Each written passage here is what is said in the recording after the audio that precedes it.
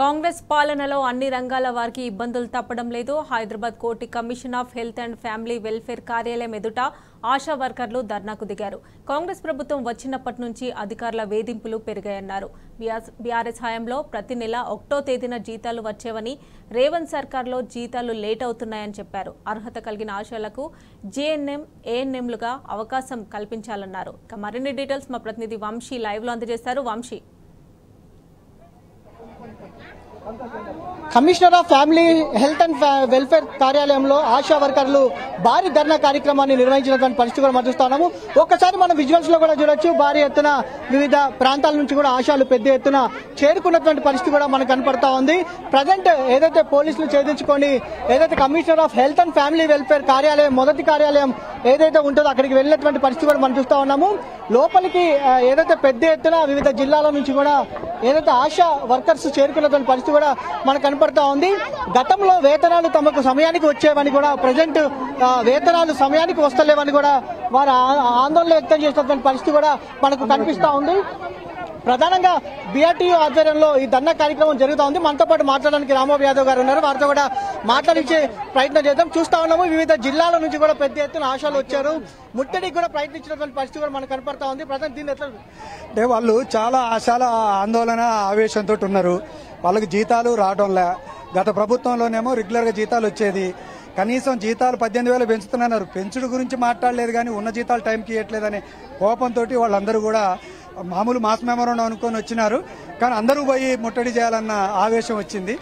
కాబట్టి దీన్ని అర్థం చేసుకుని ప్రభుత్వం వెంటనే జీతాలు ఇవ్వడానికి, 1వ తారీఖుని ఇవ్వడానికి, జీతాలు పెంచడానికి ప్రయత్నం చేయాలని కోరుతా ఉన్నాను. ఎలా ఉండబోతుంది మీ భవిష్యత్తులో పోరాటం?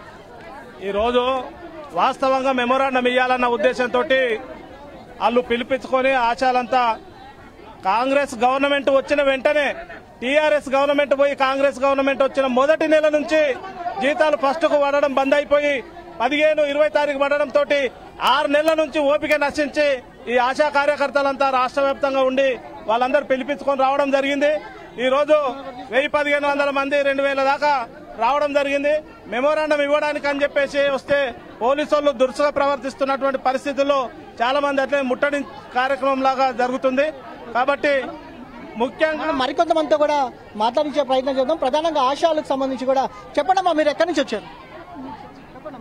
మేము యాదాద్రి భువనగిరి నుంచి వచ్చినామండి. మాకు ప్రతి నెల 1వ తారీఖు వచ్చే జీతము గత 5 నెలల నుంచి మాకు 25 తారీఖు 20 తారీఖు వచ్చేది. టార్గెట్ పనులు ఎక్కువ అవుతున్నాయి. దీనివల్ల మా పని భారం ఎక్కువ అవుతుంది. ఇంట్లో గడవడం చాలా కష్టంగా మారుతుంది. మాకు ప్రతి నెల 1వ తారీఖు వరకల్లా మా జీతం రావాలని పోరాటం చేస్తున్నాం.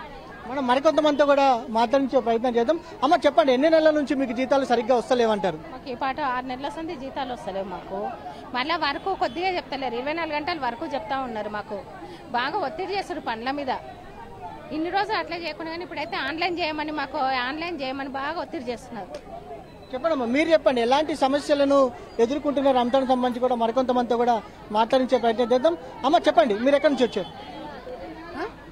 మేము మామనార్ జిల్లా ఎదురే పిఎస్కెళ్ళి మాకు గత 6 నెలల నుంచి జీతాలు లేవు, కరెక్ట్ లేవు. 25 తారీఖు అట్లా పడుతున్నాయి. టీఆర్ఎస్ ప్రభుత్వం ఉన్నప్పుడు 1వ తారీఖే పడుతుండే. ఇప్పుడు పని భారం ఎక్కువైంది. మాకు జీతాలు అసట్లేదు. మేము బడుగు బలహీన వర్గాల నుంచే వచ్చినాము. మరికొంతమంది కూడా మాట్లాడి చెప్పమ్మా. అంటే ఇప్పుడు అన్ని సమస్యల గురించి చెప్పాలా సార్? ఇక్కడికి వచ్చాం, అన్ని సమస్యల గురించి చెప్పాలా సార్? మాది యాదాద్రి డిస్ట్రిక్ట్, అడ్డగూడూరు మండల్. నా పేరు అమృత. మేము చేసే పనిని బట్టి చాలా పనులు చేపిస్తున్నారు ప్రభుత్వము. ఈ వచ్చిన ప్రభుత్వం కానుంచి మేమైతే ఒక్క రోజు కూడా ఈ శాలరీ పడ్డది, ఇది ఖర్చులకు అవుతుంది, ఇది మేమేమైనా ఉపయోగిస్తున్నాం అన్న పద్ధతి లేదు సార్. మేము చిట్టీలు వేసుకుంటున్నాము. ఆ చిట్టీల డబ్బులు కూడా టైం దాటిపోయి మేము మాటలు పడుతున్నాము. చిట్టీలకు మళ్ళీ మేము బయట పని చేసుకోవట్లేము, ఏం పని చేసుకోవట్లేము, ఇబ్బందులు ఎదుర్కొంటున్నాము. పిల్లలతో సహా మేము పిల్లలు కూడా పోషించుకోలేకపోతున్నాము. కాబట్టి మాకు పనుల భారాలు కూడా ఎక్కువైనాయి. ఇచ్చే 18,000 కూడా ఇవ్వాలని కోరుకుంటున్నాము. గవర్నమెంట్ను మేము డిమాండ్ ఏం చేస్తున్నాము, మేము రిక్వెస్ట్ చేస్తున్నాం కానీ ఏం తిట్టట్లేము, ఏం కొట్టట్లేము ప్రభుత్వాన్ని. గత ప్రభుత్వం ఉండగా ఏ విధంగా ఇచ్చిందో 1వ తారీఖు, గత ప్రభుత్వం ఉండగా ఏ విధంగా 1వ తారీఖు ఇచ్చిందో మాకు వచ్చే పనిని బట్టి పారదర్శకమైన అదే విధంగా ఈ ప్రభుత్వాన్ని కూడా కోరుకున్నది ఏంటంటే అదే విధంగా మీరు కూడా మా అకౌంట్స్ లో 1వ తారీఖు నుంచి 5వ తారీఖు వరకు మీరు ఎప్పుడైనా చేయొచ్చండి అనేది డిమాండ్ చేయకుండా మేము రిక్వెస్ట్ బదలాడుకోవడానికి వచ్చినాము. మేము డిమాండ్ చేస్తలేము కాబట్టి మాకు పని భారం తగ్గించండి. సర్వేలు చేస్తున్నాము, ఆన్లైన్లు కొడుతున్నాము, అబా కార్డులు కొడుతున్నాము, ఎన్సీడీ కొడుతున్నాము, టీవీ పేషెంట్ల మోటివేట్ చేస్తున్నాము, ఏఎన్సీ టార్గెట్ చేస్తున్నాము. ఇన్ని పనులు మా మీద ఎన్సీడీ కొడుతున్నాము. సిస్టర్లు మమ్మల్ని ఒత్తిడి చేస్తున్నారు, డాక్టర్లు ఒత్తిడి చేస్తున్నారు. మీరు ఎందుకు ఎన్సీడీ చేయట్లేరమ్మా, మీరు ఎందుకు అబా కార్డులు చేస్తలేరమ్మా, మీరు అబా కార్డులు ఆన్లైన్ చేయాలి. ఊరు తిరిగి వేరే వాళ్ళు చేసే అబా కార్డులను మేము చేస్తున్నాము ఆన్లైన్ లో. మేము ఎందుకు చేయాలి? మా పని ఎంత, మా పారదర్శకం ఎంత, మాకు ఫిక్స్డ్ జీతం కాదు. మేము ఎందుకు ఈ విధంగా మమ్మల్ని కష్టపెడుతున్నారు? మా పనిని బట్టి పారదర్శకం ఇస్తున్నారు, ఫిక్స్డ్ వేతనం ఎందుకు ఇవ్వట్లేరు? ఎవరైనా మా ఆశయాలు చనిపోతే మాకు ఇన్సూరెన్స్ ఏం లేదు, హెల్త్ కార్డులు ఏం లేవు.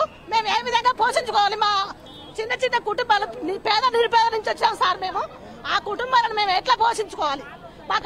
ఒక్కసారి మనము చూడొచ్చు విజువల్స్ లో కూడా ఆశాలు పెద్ద ఎత్తున కమిషనర్ ఆఫ్ ఫ్యామిలీ వెల్ఫేర్ దగ్గర బైఠాయించినటువంటి పరిస్థితి కూడా మనకు కనిపిస్తా ఉంది. ప్రధానంగా మనము చూస్తా ఉన్నాం పెద్ద ఎత్తున వివిధ జిల్లాల నుంచి కూడా ఆశాలు ఇక్కడికి చేరుకున్నటువంటి పరిస్థితి కూడా మనకు కనిపిస్తా ఉంది. కొంతమంది ఆశాలతో కూడా మనం మాట్లాడించే ప్రయత్నం చేద్దాం. వారు ఎక్కడి నుంచి వచ్చారు ఏందన్న అంశానికి సంబంధించి కూడా వారి మాటల్లోనే మనము తెలుసుకునే ప్రయత్నం చేద్దాం.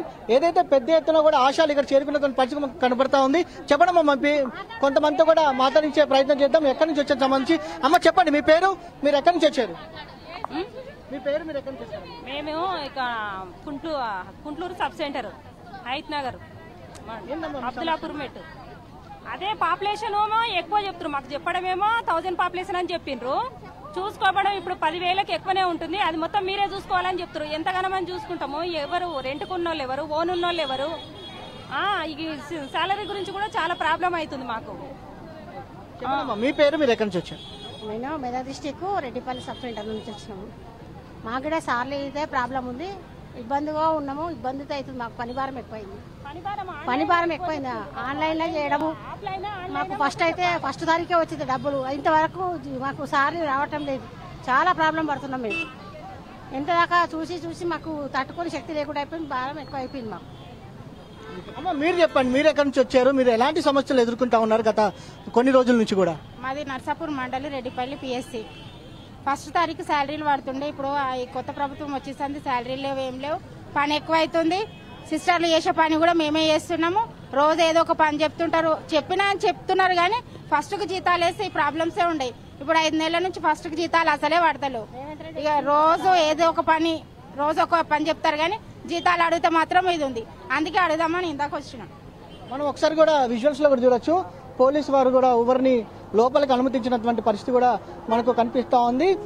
ఏదైతే ప్రధానంగా కూడా ఆ జీతాలకు సంబంధించినటువంటి అంశమే కావచ్చు, దాంతో పాటుగా ఏదైతే ఇతర సమస్యలకు సంబంధించి కూడా పెద్ద ఎత్తున ఆశా వర్కర్లు ఏదైతే కోటిలోని commissioner of health and family welfare కార్యాలయానికి చేరుకొని వారి యొక్క డిమాండ్స్ పరిష్కరించాలని కూడా కోరుతా ఉన్నారు. ప్రధానంగా బీఆర్టీయూ నాయకులు కూడా మనతో పాటు ఉన్నారు. వారితో కూడా మనం మాట్లాడించే ప్రయత్నం చేద్దాం. చెప్పండి, ఈరోజు ఆశా వాళ్ళు చాలా ఆవేశంతో కాంగ్రెస్ గవర్నమెంట్ వచ్చిన మొదటి నెల నుంచే జీతాలు టైంకు రానటువంటి పరిస్థితి ఉంది.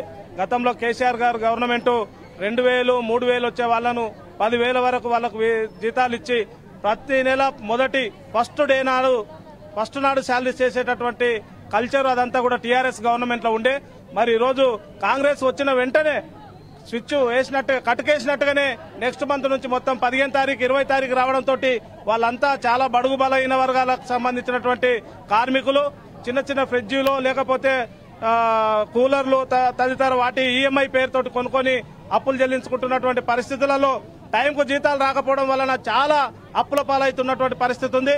అదంతా ఆవేదనతోటి ఆందోళనతోటి ఈరోజు రాష్ట్ర వ్యాప్తంగా వాళ్ళంతా 28,000 మంది ఉన్నారు. ఆందోళనతోటి 6 నెలల నుంచి ఓపిక పట్టి ఈరోజు హైదరాబాద్ మెమోరాండం ఇవ్వడం కోసం మెమోరాండం పేరుతోటి హైదరాబాద్ రావడం జరిగింది.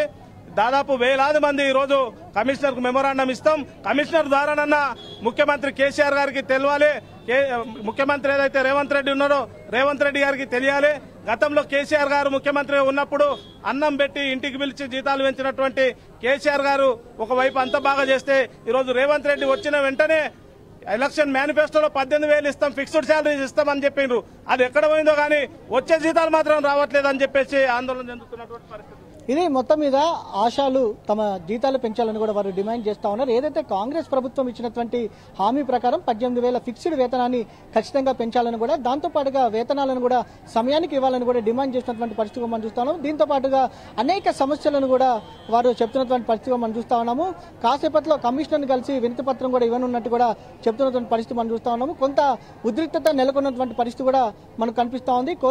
ఏదైతే commissioner of health and family welfare కార్యాలయం వద్దకు మాత్రం భారీగా ఆశాలు చేరుకున్నటువంటి పరిస్థితి మనం చూడొచ్చు.